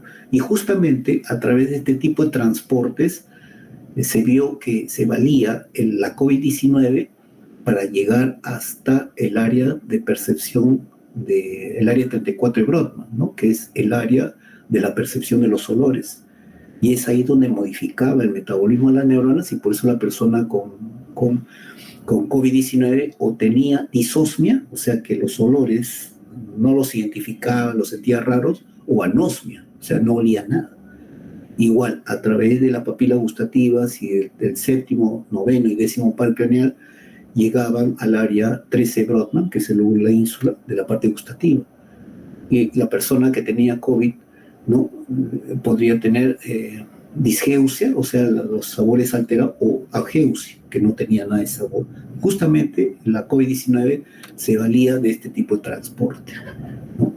Entonces, hay modelos animales justamente para poder entender, ¿no? Ciertas enfermedades, ¿no? Y sobre todo estudiando el transporte axonal. Lo que más me preocupa aquí es la sal de aluminio, ¿no? ¿Y qué cosas puede dar? Neuropatía periférica. Son aquellas personas que tienen en las piernas, en los brazos, en cierta parte del cuerpo, sensación de adormecimiento o dolor, pero después desaparece, ¿no? O puede permanecer, ¿no?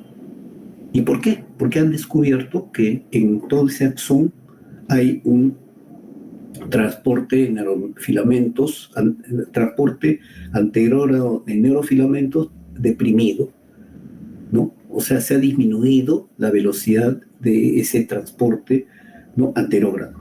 ¿Y qué va como consecuencia? Acumulación de esos neurofilamentos de forma proximal, ¿no? Ahora me preocupa porque las sales de aluminio lo tenemos todo en nuestros hogares, ¿no? Cuando pues, sobre todo cocinamos en ollas de aluminio, sobre todo ollas que no han sido tratadas adecuadamente. Y la gran mayoría de hogares tienen ollas de aluminio, ¿no? ¿Ya? Y seguimos con la membrana neuronal, ¿no? Sabemos, por ejemplo, que tenemos una estructura fosfolipídica y una serie de proteínas que también lo atraviesan, que son de estructuras proteicas, como receptores, canales o mayónicas, ¿no?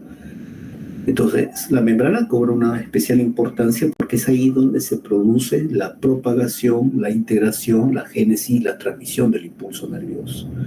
Y aquí tenemos la doble capa lipídica, ¿no? Estos son los fosfolípidos, y estas proteínas, ¿no? Proteínas integrales que atraviesan toda la membrana, pero aquí hay algo especial. Estas proteínas que son canales iónicos, o sea, por aquí pasan iones, de arriba hacia abajo, de abajo hacia arriba, o sea, de afuera hacia adentro, de adentro hacia afuera, ¿no? Porque estos canales pueden abrir y cerrarse, pero transportan iones. Y justamente ese transporte de iones genera los llamados impulsos nerviosos, ¿no? Además, dentro de esas proteínas, también las bombas, ¿no? Aquí tenemos la bomba de sodio, potasio y TPasa que hace entrar potasio en contra del gradiente de concentración, porque recuerden que dentro de las células predomina el potasio, pero lo hace entrar, lo consume energía. Y también saca sodio, a pesar de que hay mucho sodio fuera de la célula, también consume energía. Pero esta es una bomba que permanentemente tiene que estar actuando en nuestras células. Y ahora vamos a ver por qué. Y ahí está la membrana, justamente, pero solamente aislándonos con los canales iónicos, ¿no? Estos canales iónicos generan corrientes iónicas. Y esas corrientes iónicas van a dar lugar al impulso nervioso, ¿no? Estos poros o canales iónicos ya se sabe toda su secuencia, tanto su estructura primaria, secundaria, terciaria y cuaternaria. Esto es muy importante, inclusive sus genes. Esto es muy importante porque sirve a la ingeniería genética para poder cambiar, ¿no? Cambiar los genes justamente que están defectuosos, porque todo esto depende de los genes, ¿no? Ahora, en cuanto a la membrana, lógicamente la membrana no puede pasar un catión desde su ambiente extracelular o medio interno a través de la membrana, ¿no? Porque el catión no pasa solito, tiene que pasar, está siempre rodeado por nubes de moléculas de agua. Y es por eso que existen los canales iónicos, porque va a dejar pasar un cierto tipo de catión, ¿no? Con un determinado diámetro y también considerando el diámetro de las moléculas de agua que le rodean. Y entonces por eso es que los canales iónicos son específicos para los iones que deja pasar, deja entrar o salir, ¿no? Y así vemos que nuestra membrana, cuando nosotros hablamos de potencial de membrana de reposo, realmente está en plena actividad nuestra membrana, está constantemente activa nuestra membrana, porque están entrando, saliendo iones. Esos poros o canales son proteínas y están totalmente vinculadas a los impulsos nerviosos. Y los impulsos nerviosos son de un milisegundo puede durar. O sea, en un segundo, en este momento, en un segundo, prácticamente nuestras neuronas están disparando 1000 impulsos nerviosos. No dígame, en un minuto, 60.000 impulsos nerviosos. Con toda esa actividad no pueden morir esas neuronas, ¿sí? Así es, ¿no? Esos porosos canales conducen iones, son específicos para iones, solamente seleccionan ciertos iones y se abren y cierran en respuesta a estímulos eléctricos, químicos o mecánicos, ¿no? Por ejemplo, aquí tenemos en esta columna canales iónicos abiertos y estos están cerrados. Pero miren, este canal iónico aquí tiene su receptor. Viene ligando, que puede ser neurotransmisor, puede ser una hormona o un fármaco, ¿no? Un fármaco, que también puede ser un tóxico, ¿no? Se une a su receptor, ahí está, y se abre el canal. Deja pasar iones, hacia adentro o hacia afuera. Otro tipo de canal, por la parte interna se fosforila el interior del canal y se abre, pierde el fósforo, se cierra. Otro tipo de canal. Aquí vemos que la membrana está en reposo porque el interior es negativo, el exterior positivo. Cambia su polaridad, se abre. Recupera su polaridad, se cierra. Aquí está en forma polarizada y aquí está despolarizada. Y otro tipo de canal que está adherido al citoesqueleto, ¿no? Que son filamentos de actina adheridos a la parte interna de la membrana, que cuando se contraen se abre, se relajan, se cierran. Te estoy diciendo 4 tipos de canal y hay un montón de tipos de canal, ¿no? Entonces ya nosotros sabemos qué genes, ¿no? Son los que codifican estos tipos de canales, ¿no? Entonces, este canal iónico que ustedes están viendo acá es producto justamente de la activación de los genes, ¿no? Que sigue todos los mismos mecanismos de transducción, etcétera, etcétera.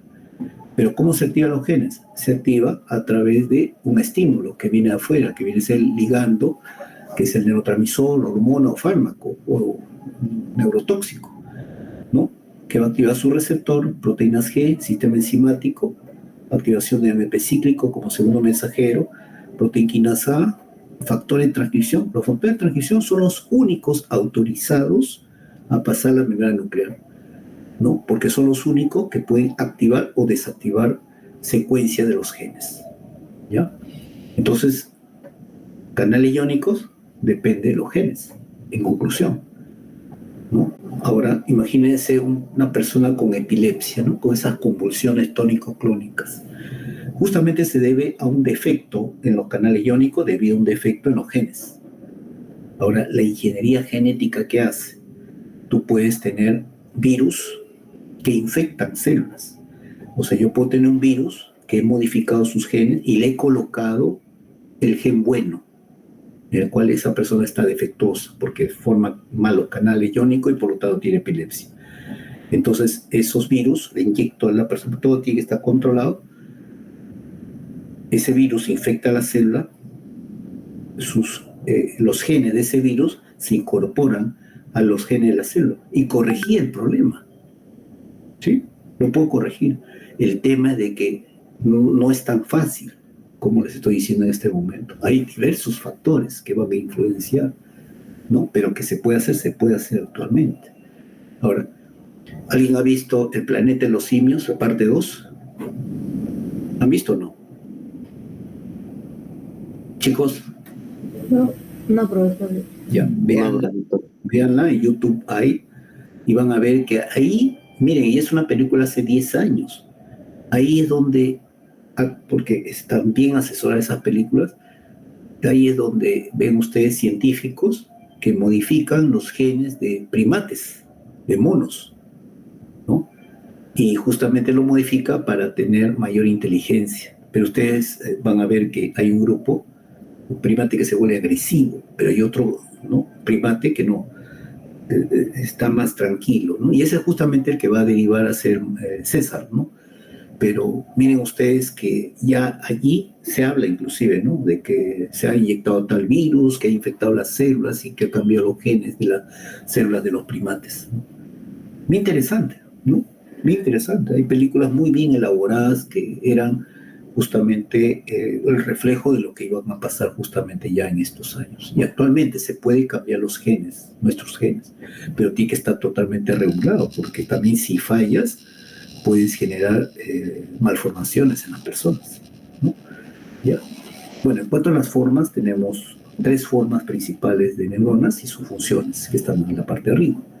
Tenemos entre los tipos de neuronas se unipolar. Miren ustedes que tenemos aquí la membrana y de un punto de la membrana tenemos dendrita y axón.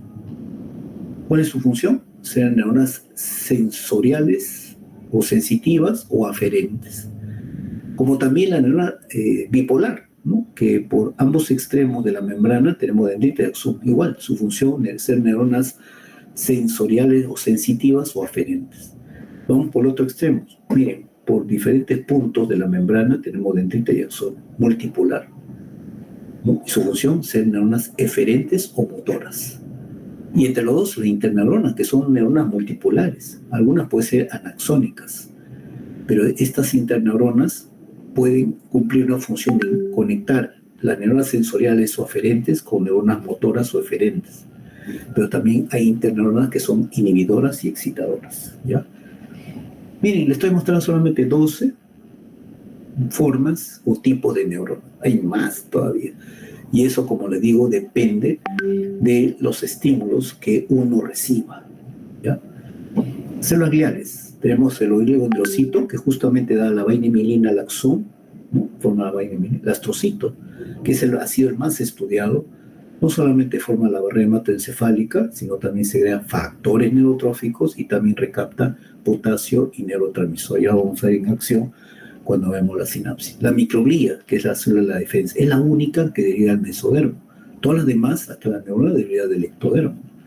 Y esta microglía, aparte de la defensa de la neurona, barre los radicales libres. Son por eso llamados scavengers.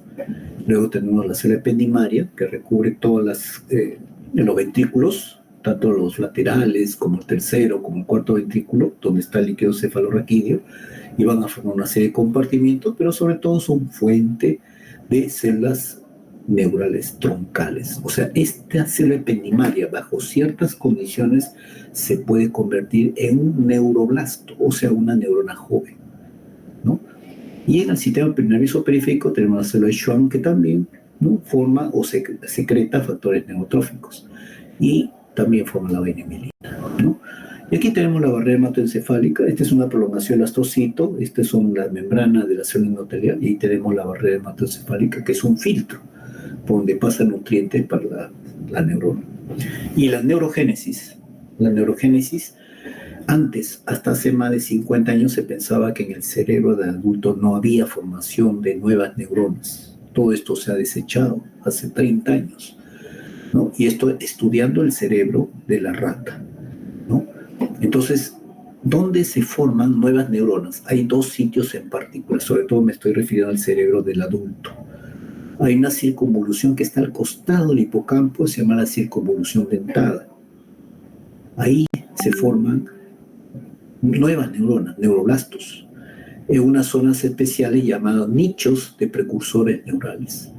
Y también hay nichos de precursores neurales en las paredes de los ventrículos laterales, ¿no? Entonces, ¿por qué en esos dos sitios nada más? Porque la circunvolución dentada, como está cerca del hipocampo, estos neuroblastos van a migrar. Son pocos milímetros, pero migran, ¿para qué? Para reemplazar las neuronas que se mueren del hipocampo. Recuerden que el hipocampo tiene que ver con el aprendizaje y la memoria, sobre todo la memoria a corto plazo. En este momento estamos haciendo memoria a corto plazo, ¿no? Entonces nuestro hipocampo ahorita está bien, bien activo, y por esa actividad se van muriendo esas neuronas. ¿Y quién nos reemplaza? ¿No? Los neuroblastos que vienen de la circunvalación dentada, ¿no? En cambio, los neuroblastos que vienen de la pared de los ventrículos laterales migran, tienen que migrar. Aquí hay también migración, pero aquí estos migran más, su ruta es más larga, porque tienen que llegar hasta el bulbo olfatorio, y del bulbo olfatorio descienden a la mucosa olfatoria. Es decir, los neuroblastos que vienen de los ventrículos laterales tienen que llegar a la mucosa olfatoria, ¿no? ¿Por qué motivo? Porque nuestra mucosa olfatoria está formada por neuronas sensoriales. Son muy lábiles, son muy delicadas. Ya del momento en que tú estás saliendo a la calle, estás respirando el humo de los carros, ya estás matando las neuronas de tu mucosa olfatoria, ¿no? Entonces rápidamente es reemplazada por estas células que vienen desde la pared de los ventrículos laterales. Si no tuviéramos este flujo o esta migración de estas neuronas, ya no podríamos respirar. O sea, no es que no respiremos, sino que no podríamos, digamos, captar el olor, ¿no? Y ustedes saben que el olor es fundamental cuando comemos algo que nos gusta, ¿no? Porque el gusto, el reconocimiento de los sabores, no es solamente que se activan las papilas gustativas, sino también la parte olfativa, ¿no? Sino cuando alguien ha estado resfriado, estaba bien congestionada la nariz y comían lo que más le gusta, no lo sentían bien, porque no percibían bien esos estímulos, no lo percibían bien, ¿no? Por eso es importante, ¿ya? Entonces, específicamente, ¿dónde se produce la neurogénesis? En la zona subventricular del ventrículo lateral, ¿no? Y la zona subgranular de la circunvolución dentada. Y como le digo, todo esto fue descubierto en la rata, ¿no? Y bueno, esa neurogénesis, por ejemplo, es regulada fisiológicamente. ¿Cómo lo regula fisiológicamente? Actividad física, actividad intelectual. Patológicamente también, ¿no? Por ejemplo, cuando tú tienes traumatismo encefalocraneano y no está bien regulada tu neurogénesis, esas neuronas que se generan por el traumatismo se pueden interconectar mal.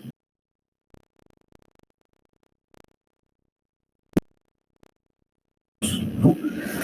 Pasemos entonces ahora al oligodendrocito dando la vaina mielina al axón, ¿no? Aquí vengo el axón, ¿no? Que también es importante porque en la membrana del axón se produce la transmisión del impulso nervioso, ¿no? Es una estructura membranosa, regular, periódica, porque la membrana mielina no es a lo largo de todo el axón en forma continua, no, son por parches.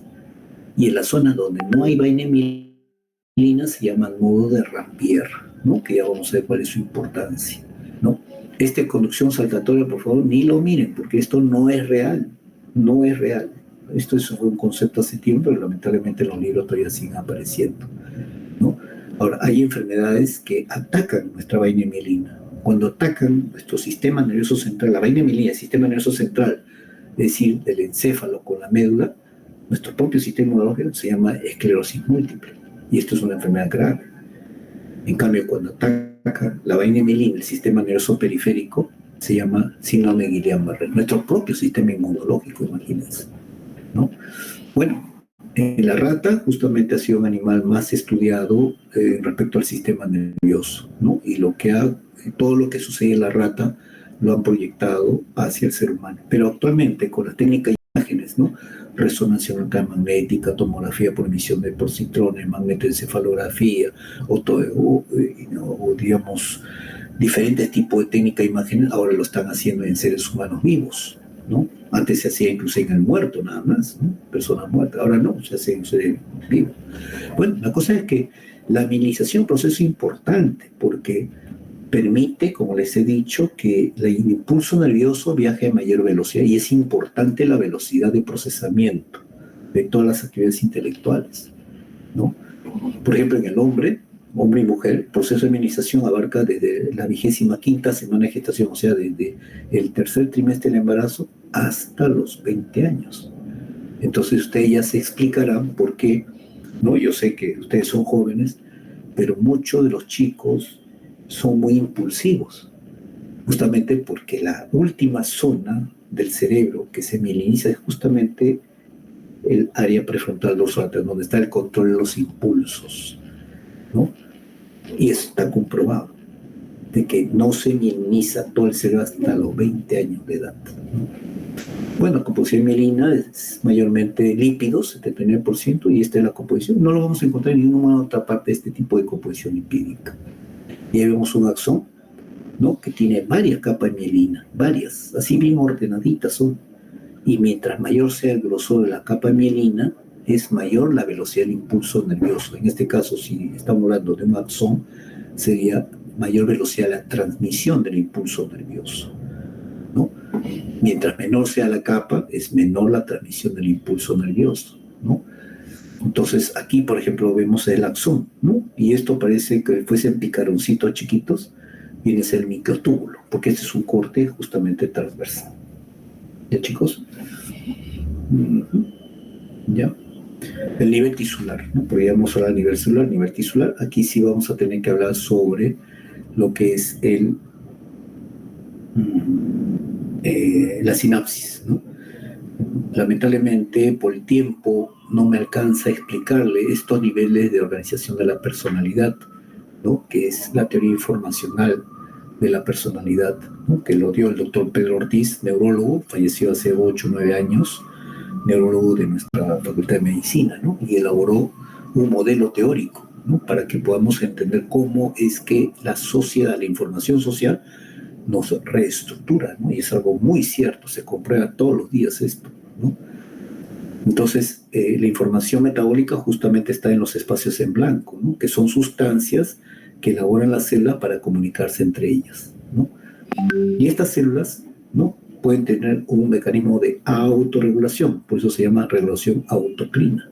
O sea, miren, cada una de nuestras células se autorregula, pero también una célula puede regular la célula que está a su costado. relación paracrina, por una sinapsis, por ejemplo.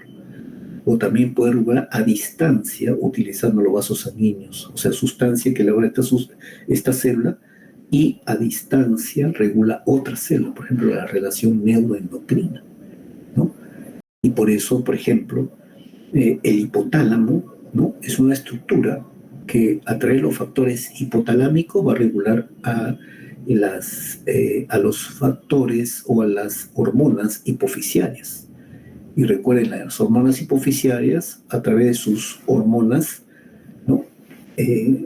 Tróficas, van a regular el funcionamiento de las glándulas endocrinas. Y estas glándulas endocrinas van a lograr sus hormonas. Pero cuando exceden un límite determinado, ese exceso de hormonas van a autorregular a través de receptores las células de las hormonas hipofisiarias que lo generó, como también van a regular a las neuronas hipotalámicas de los factores hipotalámicos que lo generó, y a nivel cortical inclusive, ¿no? Y eso no solamente el sistema nervioso controla al sistema, en este caso endocrino, sino también al sistema inmunológico. ¿A través de quién? Del sistema simpático. Esta es la cadena simpática. Y se ha visto que en los órganos linfáticos hay terminales de la cadena simpática, ¿no? Por eso es que las personas que practican deporte tienen un buen sistema inmunológico. Está comprobado, por ejemplo, cuando todavía no había vacuna contra la COVID-19, que los deportistas, cuando se infectaban de COVID-19, tenían 8%, no, sí, tenían un alto porcentaje, ¿no?, de que no entraban a la unidad de cuidados intensivos, justamente porque practicaban deporte, estaba bien activo su sistema simpático y en suma a su sistema inmunológico, ¿no? Por eso la actividad física, donde ustedes vayan y vean, es positiva. No solamente te promueve la actividad física, la supervivencia neuronal, la sinaptogénesis, ¿no?, la diferenciación de neuronas, sino también tu sistema inmunológico. Aparte, la actividad física promueve que tus huesos se osifiquen, promueve a que tus músculos se potencien, a que tu sistema cardiovascular mejore, tenga mejor performance, tu sistema respiratorio, su sistema, todo te ayuda. Pero miren ustedes, una persona que no practica actividad física comienza a engordar. Peor aún si está en la cama de una persona enferma, ya le viene la osteoporosis, ya le vienen los problemas, neumonías, infecciones urinarias, etc. Porque no practican actividad física. Y la actividad física viene desde que uno camina. Y el caminar es mínimo 1 hora al día. 1 hora al día. Con eso has estimulado tu sistema, ¿no?, inmunológico y todos los sistemas. O sea, por donde ustedes vean. Y si ustedes tienen algún familiar que tiene un problema físico, como para caminar, una lesión esguince, una fractura, traten en lo posible de que se cure de la lesión que tiene primaria y comience a caminar cuanto antes mejor. ¿Ya, chicos? Hasta acá nos quedamos entonces. ¿Cuándo tenemos clase? El próximo jueves, doctor. Ya, correcto. Entonces nos estamos viendo, chicos, ¿ya? Me escriben entonces si quieren tener los artículos. Sí, pero yo se lo escribí para que me mande los artículos, por favor. Muy Gracias. bien. Muchas gracias. Nos vemos. Chau. Chau, chau. Gracias, profesor. Chau.